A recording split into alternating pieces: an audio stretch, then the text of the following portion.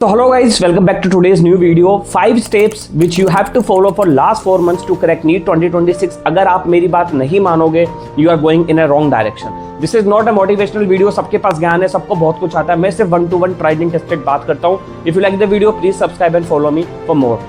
सबसे पहली चीज मैं आपको बताता हूँ, सिलेबस कंप्लीशन. बहुत सारे स्टूडेंट ऐसे हैं जिन्होंने अभी तक सिलेबस कंप्लीट नहीं किया है और वो जो भी ऑनलाइन या ऑफलाइन कोचिंग जाते हैं तो उनके साथ साथ चल रहे हैं. उनकी सबसे बड़ी प्रॉब्लम क्या होती है, कई स्टूडेंट ड्रॉपर होते हैं जिनको ऑलरेडी चीजें आती हैं, लाइक बायोलॉजी के कई चैप्टर आते हैं, इकोलॉजी के चैप्टर आते हैं, लेकिन वो फिर भी लेक्चर देख रहे हैं, फिर भी अपना टाइम वेस्ट कर रहे हैं, because this is complete wastage of time.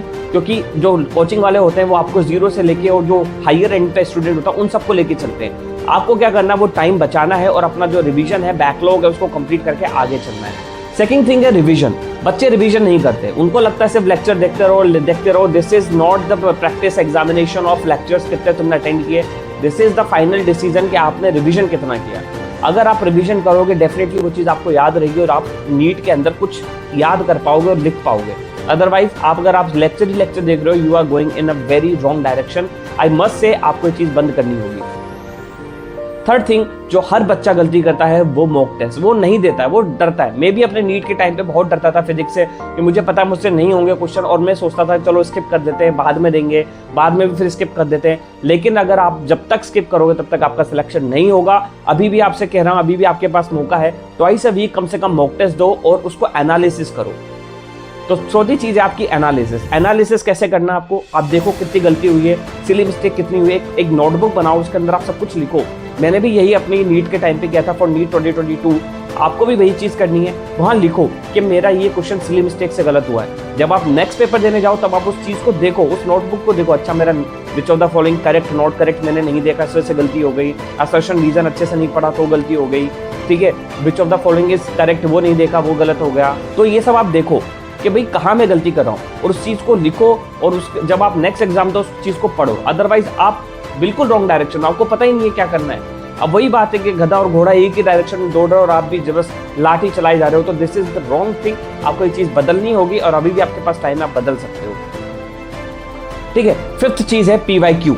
जितने भी स्टूडेंट हैं मैं आपसे एक ही चीज़ कहूँगा, PYQ जितने हो सके लगा लो.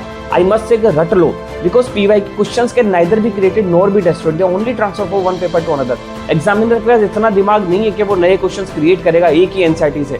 क्वेश्चंस हमेशा रिपीट होते हैं. जितने क्वेश्चन आप लगा लोगे, उतने एनालिसिस कर लोगे, डेफिनेटली आपके क्वेश्चंस कम से कम 30 क्वेश्चन तो आप टिक करके आ जाओगे नीट में. अरे ये तो नीट 2016 में आया था, 18 में आया था, 20 में आया था. This is the thing.